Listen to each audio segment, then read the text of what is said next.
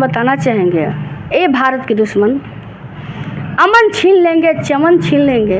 ए भारत के दुश्मन, अमन छीन लेंगे, चमन छीन लेंगे। अगर हमारे भारतवासियों के इतना भी बिगाड़ा तो तेरे कब्र से कफन छीन लेंगे, कफन छीन लेंगे, कफन।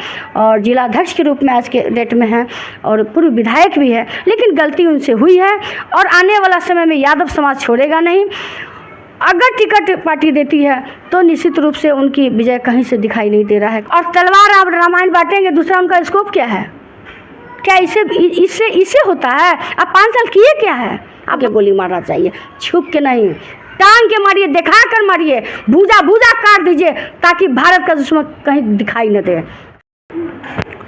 नमस्कार, कल्चर मीडिया में आपका बहुत स्वागत है। मैं हूं आपके साथ चंद्रभूषण कुमार। प्रबल दावेदारी उम्मीदवार यात्रा की आज की इस कड़ी में हमारे साथ जुड़ रही है सीतामढ़ी विधानसभा से अपनी प्रबल दावेदारी रखने वाली राजद की मजबूत नेत्री सीमा गुप्ता जी हैं। सबसे पहले आज आपको मेरे इस चैनल पर स्वागत है। आप सबको भी बहुत बहुत बधाई, धन्यवाद। मैडम, हम लोग एक जो है प्रबल दावेदारी उम्मीदवार यात्रा की शुरुआत की है।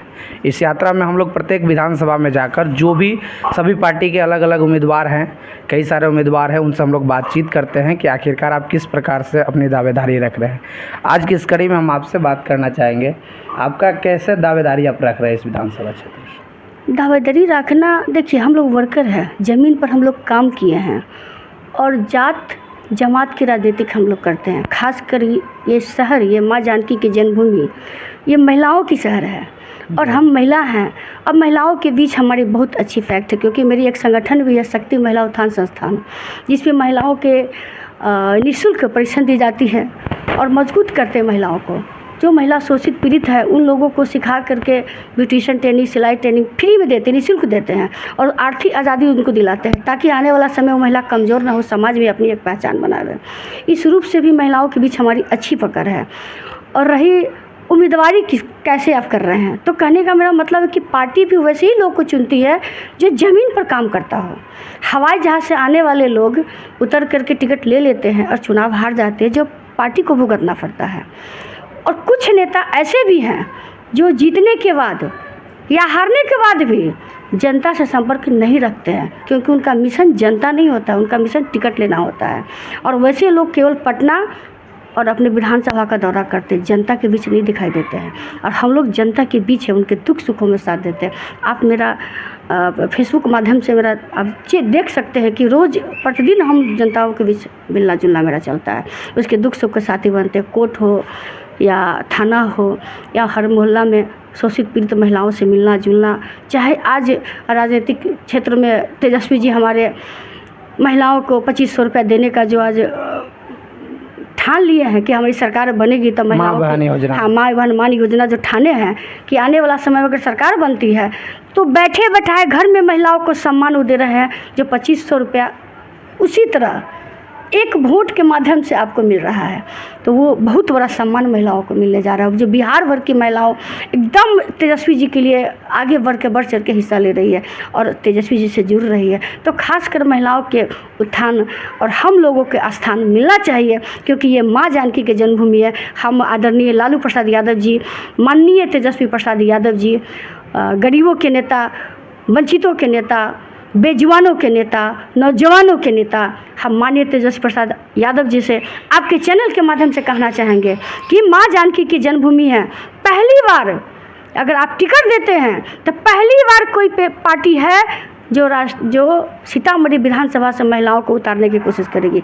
खुशियों का लहर होगा और हर जात जमात में अगर हमें टिकट मिलती है तो जीत सुनिश्चित हो जाएगी, क्योंकि मैंने ईमानदारी से जनता के बीच काम किया है। मेरी पहचान ही मेरी ईमानदारी है, मेरा काम ही पहचान है। अच्छा, बहुत बड़ी बात कह रहे हैं कि सीतामढ़ी में आप महिलाओं के लिए खासकर निःशुल्क में जो है रोजगार का कई सारे अवसर दिए, जिसमें महिलाओं को ब्यूटी से संबंधित काम हो, सिलाई हो, इससे उन रोजगार के काम कर रही है आप। और पार्टी का आप लगातार धरातल पे भी काम कर रही है। तो आपका कहना यह है कि अगर महिलाओं को मौका देती है तो महिलाएं आपके साथ खड़ी होगी, चाहे वो किसी बिल्कुल महिलाओं चाहे वो किसी पार्टी से है। क्योंकि हम जहाँ है, जहाँ आप देख रहे हैं कि ये सीतामढ़ी नगर में जानकी मंदिर से थोड़े दूर पर घर है मेरा, और जानकी मंदिर के मैं अध्यक्ष भी हूँ, और वहाँ पूरे भाजपाइयों लोगों का गठन है। फिर भी एक आरजेडी के नेत्री वहाँ अध्यक्ष बनकर है, तो कहीं न कहीं भाजपाइयों के बीच मेरा पैक्ट मजबूती से हर घर में मेरा वोट है। और आने वाला समय में वोट नहीं, सैलाब होगा। सीतामढ़ी में अगर पार्टी ने टिकट दिया तो सीमा गुप्ता का इनकलाब होगा। ये आपको देखने को मिलेगा। अगर माता जानकी जाने अगर कृपा होगी तो निश्चित रूप से जीत हमारे सुनिश्चित। बिहार में पहला सीट होगा जो हम जीत के देंगे तेजस्वी जी को। अच्छा, पार्टी आप पर विश्वास जताएगी, खास करके राजद पार्टी में ऐसा माना जाता है। आपको लगता है कि पार्टी जाति समीकरण को देखकर टिकट देगी?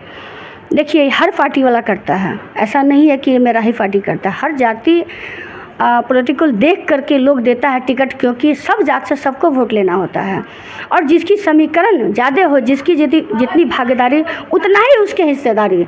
ये हमारे तेजस्वी जी का मानना है, और निश्चित रूप से जात जमात के राजनीतिक होनी चाहिए। अच्छा, क्यों नहीं होगा? अब बैस समाज से आती है। जी, हम बैस समाज, और बैस समाज से आप आती है। आपको पूरा विश्वास है कि पार्टी आपको टिकट देगा?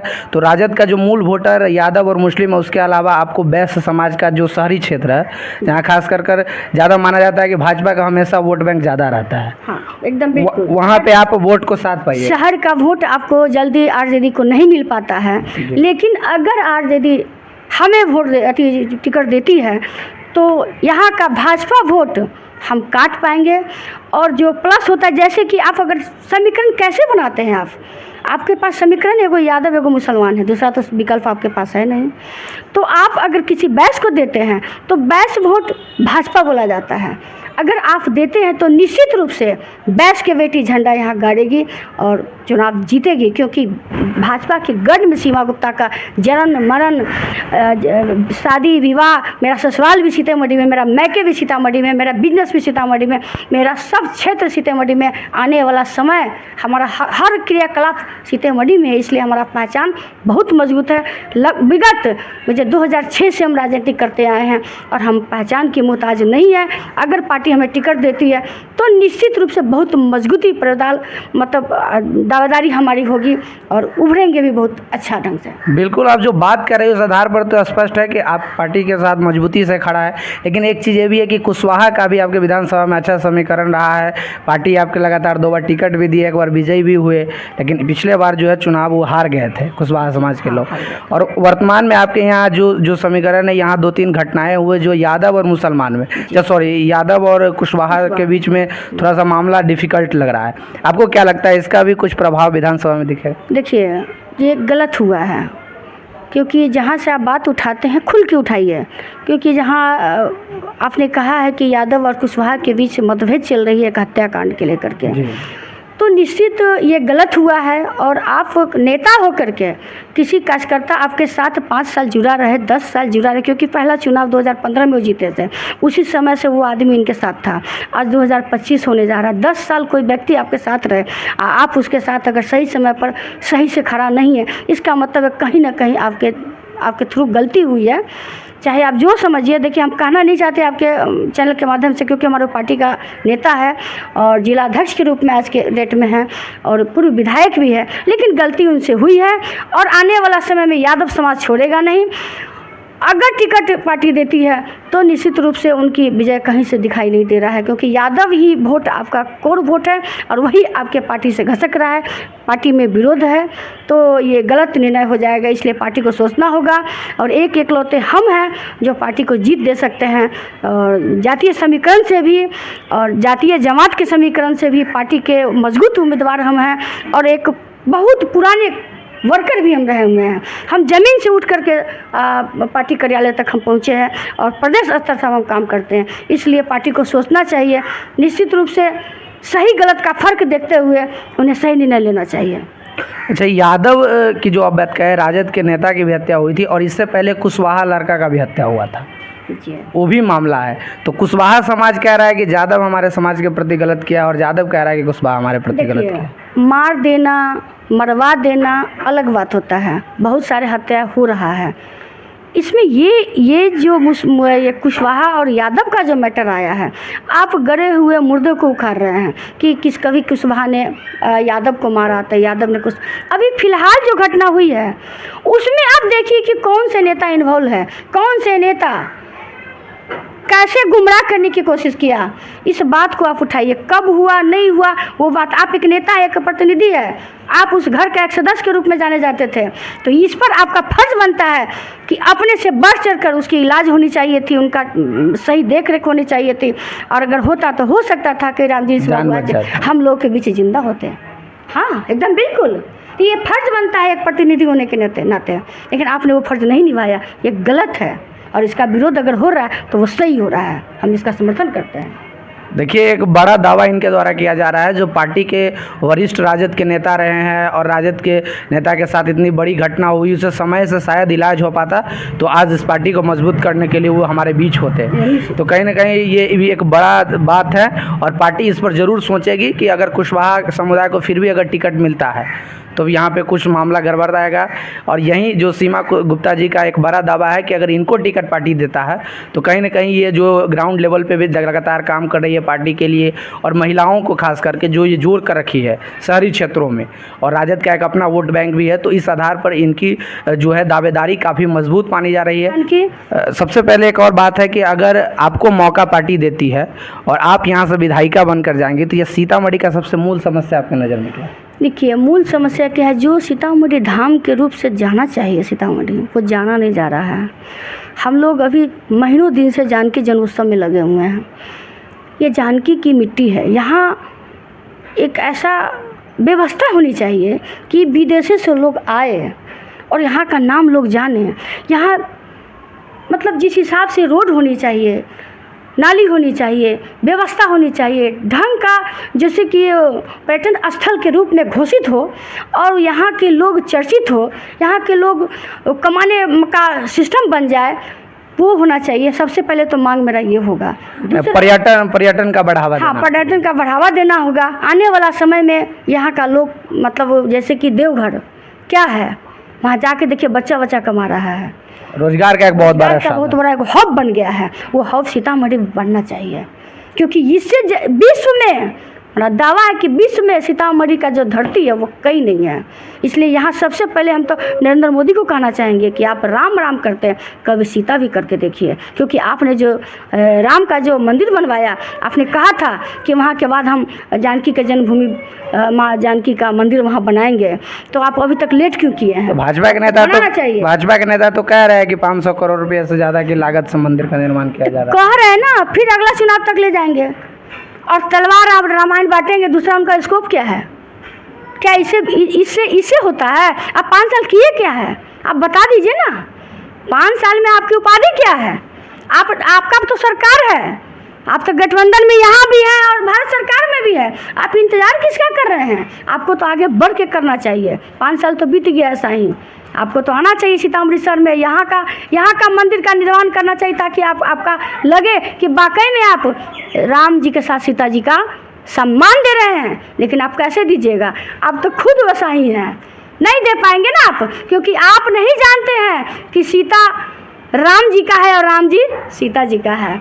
तो कम से कम सोचिए और आज से अभी से सीतामढ़ी को एक क्षेत्र, विकसित क्षेत्र बनाइए, ताकि यहाँ के लोग कमाना खाना मतलब शुरू हो जाए, एक बिजनेस का एक हब बन जाए। यहाँ बच्चा बोले कि ये जानकी का भूमि है, वैसा बना दीजिए आप। आपसे मेरा मांग है। देखिए, बड़ा दावा कर रही हैं, ऐसे भी ये रोजगार के प्रति पहले से भी जितना सक्षम है उसके अनुसार काम कर रही है। और इनका एक मानना है कि अगर मुझे मौका जनता देती है तो हम यहाँ विधायक बनने के बाद यहाँ के पर्यटन का एक बड़ा स्तर पर विकास करेंगे, ताकि यहाँ के लोगों को, खासकर महिला हो, बच्चे हो, युवा हो, जो बेरोजगार हैं, उन्हें एक रोजगार का एक बहुत बड़ा जरिया मिलेगा। इनका एक सबसे अहम और ख़ास मुद्दा है, इसको लेकर ये पहली बार जीतने के बाद सबसे पहला मुद्दा इनका यही रहेगा। और बाकी जो भी समस्या है उन्हें भी ये लगातार जितना हो सका है कर भी रही और करने का प्रयास करेगी। तेजस्वी जी बोल रहे हैं ना कि सरकार बनते ही युवाओं को नौकरी मिलेगी और महिलाओं को 2500 रुपया खाता में जाएगी। अब क्या चाहिए? और वृद्धा पेंशन वाले जो भी 400 रुपया जो दे रहे हैं उसमें तो एक कप चाय नहीं मिल रहा है। शर्म होनी चाहिए मोदी सरकार को, शर्म होनी चाहिए नीतीश कुमार को कि आप एक कप चाय देने के लिए आप सक्षम नहीं है। और आप बात करते हैं ये स्मार्ट सिटी का, आप बात करते हैं विशेष दर्जा का, आप बात करते हैं 20 लाख रुपया देने का। आपसे कुछ नहीं होने वाला। आप केवल ठगबंधन किए हुए हैं। बिहार में कोई तरक्की नहीं है। ये महागठबंधन की जो सरकार है ये बिहार के लिए कुछ सोचा ही नहीं। ये बहुत दुर्गम स्थिति बना दिए हुए हैं। जब जब चुनाव आता है तब तब इस तरह का हालात होता है कि ये देंगे वो देंगे, लेकिन कुछ नहीं मिलता है। आपको देखिए ना, गृह मंत्री अमित शाह जी वो कहे थे ना कि हम 20 लाख रुपया देंगे चुनाव के समय, क्या बोले? बाद में बोले जुमला है। तो बताइए, इस तरह से जुमलाबाजी पार्टी जुमला की है। नहीं मिलेगा कुछ ना। बिहार के बोले कि सरकार बनाते ही आपको बिहार का स्मार्ट सिटी मिलेगा, विशेष राज्य का दर्जा मिलेगा। कहाँ गया भाई, कहाँ गया? तेजस्वी जी एक विकल्प है बिहार में, जो एक नौजवान को नौकरी मिलेगा। मोदी जी ने तो थाली थमा दिया। आप एक एक गली में देखिए 20 ठेला मिलेगा, 20 ठेला कम से कम जो पकौड़ा तल रहा है। मोदी जी ने सही कहा था कि नौजवानों को पकौड़ा तलने के लिए छोड़ दिया जाए, और आज वही पकौड़ा तल करके अपना भरण पोषण बच्चों को कर रहा है। ये बहुत ही स्थिति नौजवानों के लिए खराब है। और आने वाला समय कहीं से बिहार में न नीतीश जी आएंगे न मोदी जी आएंगे। अगर आएगा तो वो तेजस्वी जी आएंगे, यही है। अच्छा, एक चीज़, अभी देश में एक बहुत मामला जो है, जो पहलगांव में अटैक हुआ था, उसको लेकर के जो है लगातार कार्रवाई की जा रही है, तो उसको लेकर के आप क्या सोच रहे हैं? देखिए, कहलगांव में ये तो गलत हुआ है, और इस तरह से घटना देने वाले लोगों को मोदी जी को आज सही चलिए सिंदूर के हिसाब से आज एक चैनल चला रहे हैं वो, हम धन्यवाद देंगे कि मोदी जी आप लेट से ही निकले हैं, लेकिन निकले ज़रूर हैं। और जवाब देना चाहिए कि जो भारत का, जो हिंदुस्तान का दुश्मन है वो मेरा और आपका भी दुश्मन है, और उसका करारा जवाब मिलना चाहिए। वैसे लोग को टांग के गोली मारना चाहिए, छुप के नहीं। टांग के मारिए, दिखा कर मारिए, भूजा भूजा काट दीजिए, ताकि भारत का दुश्मन कहीं दिखाई न दे। हमारा ऑपरेशन सिंदूर में जो है वो कहीं आतंकी हमला हुआ, आतंकी का जो अड्डा था उनको ख़त्म कर दिया गया है 9 जगहों पर। उसके बाद फिर जो पाकिस्तान वाले वो डायरेक्ट हमारे सैन्य शक्ति से लड़ाई नहीं करके आम लोगों पर जो है अटैक कर रहे हैं, जिसमें हमारे फिर से 12 से 14 लोगों की जाने गई हैं। जो इस पर अब क्या कहिए? हम तो पहले जो जाने गई है उनके लिए हम श्रद्धांजलि अर्पित करते हैं। और देखिए, ये तो होना है। आप जब आग में हाथ डालेंगे तो हाथ जलेगा ही। दीप, लोग कहते हैं ना कि आज मैंने दिवाली मनाई है, तो दिवाली ऐसा ही नहीं मनता है। दीप को रात भर जलना पड़ता है। तो आपको तो इसकी लड़ाई के लिए आपको तैयार होना होगा। अब वो शैतान है, वो भारत का दुश्मन है, वो आम पब्लिक को ही नुकसान पहुंचाएगा। इसलिए आम पब्लिक को भी धैर्य रख करके लड़ाई को सामना करना पड़ेगा। एक एक बच्चा, एक एक जनता, एक एक नेता मोदी जी का साथ है। और मोदी जी आप घबराएं नहीं, जो होगा हम लोग अपने देश के बचाने के लिए अपनी भी कुर्बानी देने के लिए हम लोग तैयार हैं।